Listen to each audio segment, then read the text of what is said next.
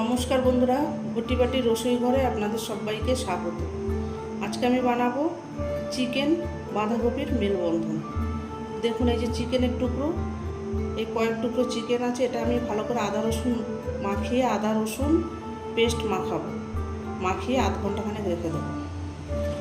আর এই যে বাগান থেকে ছোট্ট একটুখানি এইটুকুনি একটা বাঁধাকপি তুলেছিলাম, এই বাঁধাকপিটাকে কুচিয়ে নিয়েছি আর একটা আলু কুচিয়ে নিয়েছি। প্রথমে আমি বন্ধুরা ভাবছি কেমন লাগবে খেতে, তারপরে একদিন করেছিলাম, দারুণ খেতে। এটা রুটি, ভাত, পরোটা যা খুশি তার সাথে খেতে পারবেন, অসাধারণ খেতে হয়। এই বাগান থেকে তোলা বাঁধাকপি, আলু আর চিকেনের টুকরো দিয়ে আপনি বানাবেন, দেখবেন খেতে অসাধারণ।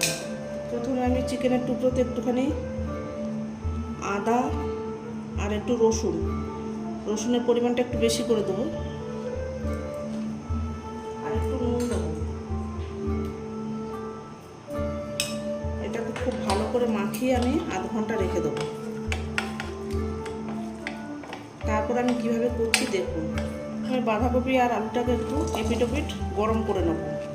পুরোপুরি সেদ্ধ করব না, জল দেবো না, একটু গ্যাসটাকে কম করে দিয়ে একটু ঢাকা দিয়ে নরম করে নেবো। একটু ঢাকা দিয়ে দিলাম আর গ্যাসটাকে কম করে দিয়েছি। এখন এই যে ঢাকনাটা আমি খুলছি, এবার আমি এটাকে নামিয়ে নেবো। বাঁধাকপিটাকে নামিয়ে নিচ্ছি, বসিয়ে দিয়েছি। দেবো সর্ষের তেল। এটা আপনি সর্ষের তেলেও করতে পারেন, সাদা তেলেও করতে পারেন, যে কোনো তেলেই রান্না করতে পারেন। দেবো একটা তেজপাতা ছিঁড়ে দিলাম, একটু শুকনো লঙ্কা দিলাম, পেঁয়াজ দিয়ে দিচ্ছি। পেঁয়াজটা একটু ভেজে নেবো। এই যে দিয়ে দিয়েছি রসুন আর একটু আদা বাটা। পেঁয়াজটা আমার ভাজা আছে, পেঁয়াজ, কাঁচা লঙ্কা আর শুকনো লঙ্কা, তেজপাতা ভাজা হয়ে গেছে।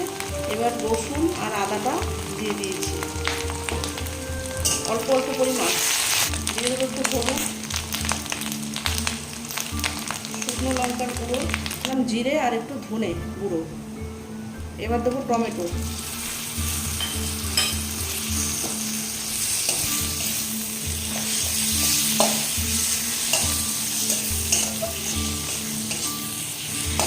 এবার এটা খুব ভালো করে একটু কষাবো, কাঁচা গন্ধটা চলে যাওয়া পর্যন্ত কষাবো। এটা কষে গেছে, এই যে তেল ছেড়ে এসছে, কাঁচা গন্ধটা চলে গেছে। এবার দিয়ে দেবো যে চিকেনের টুকরোটা ম্যারিনেট করে রেখেছিলাম সেইটা। খুব ভালো করে এবার কষিয়ে নেবো মশলার সাথে।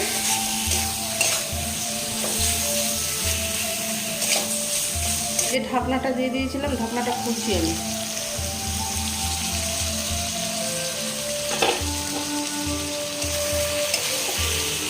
দেখুন মাংসটা থেকে জল ছাড়তে শুরু করেছে, ঢাকনা দিয়েছি ওই জন্য জল ছাড়তে শুরু করেছে। এবার দিয়ে দেবো একটু কাশ্মীরি লঙ্কার গুঁড়ো, রঙটা হওয়ার জন্য। আর দেবো একটু চিকেন কারি মশলা। এবার এটাকে খুব ভালো করে আবার নেড়ে আবার একটু ঢাকা দিয়ে দেবো। এবার আমি ঢাকনাটাকে খুলছি। দেখুন চিকেনটা আমার প্রায় 90% রেডি হয়ে গেছে। এবার দিয়ে দেবো আমি যে বাঁধাকপি আর আলুটাকে একটু এপিট ওপিট করে রেখেছি, সেইটাকে দিয়ে দেবো। খুব ভালো করে এবার এর সাথে মিশিয়ে দেবো। এইভাবে বানাবেন বন্ধুরা, অসাধারণ খেতে হয়। এবার একটু নুন দিয়ে দেবো। বাঁধাকপিতে নুন দেওয়া ছিল না, শুধু চিকেনের টুকরোতে নুন দেওয়া ছিল ম্যারিনেট করার সময়। স্বাদ বুঝে আবার নুন দিয়ে দেবো। একটু সামান্য চিনি, এটা আপনারা দিতেও পারেন, নাও দিতে পারেন। চিনিটা অপশনাল, দিলে একটু স্বাদটা ব্যালেন্স হয়। এবার আবার একটু ঢাকা দিয়ে দেবো, গ্যাসটাকে কম করে দিয়ে রান্না করবো। এবার আমি ঢাকনাটাকে খুলছি।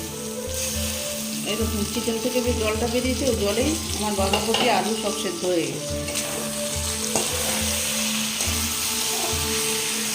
এটা আলাদা করে জল দিতে হবে না।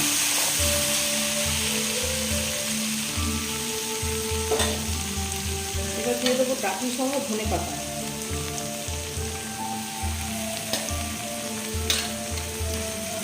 ডাঁটি সহ ধনে পাতাটা দিলে দারুণ সেন্ট হয়ে যাবে।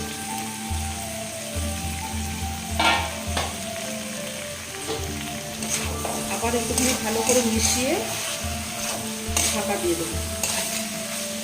আবার ঢাকা দিয়ে দিচ্ছি। আবার ঢাকনাটাকে খুলছি।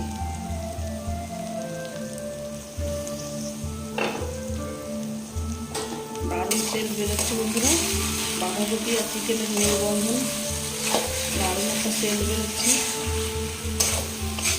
মিনি বাঁধাকপি, ছোট্ট ছোট্ট বাঁধাকপি বাগানে হয়েছে, সেই শীতের সময় বসিয়েছি, এখনও বাগানে আছে ছোট ছোট বাঁধাকপি, একদম ছোট্ট ছোট্ট মিনি বাঁধাকপি। দেখানো হয়নি বন্ধুদের, কেটে ফেলেছি তার আগে, মনের ভুলে কেটে ফেলেছি, দেখানো হয়নি আপনাদের। এবার দিয়ে দেবো একটু গরম মশলা। রেডি হয়ে গেছে আমার বাঁধাকপি চিকেনের মেলবন্ধন। খুব ভালো করে মিশিয়ে দেবো। একটু ঢাকনা চাপা দেবো, স্ট্যান্ডিং টাইমে রাখবো, তারপর আমি নামিয়ে সার্ভ করে দেবো।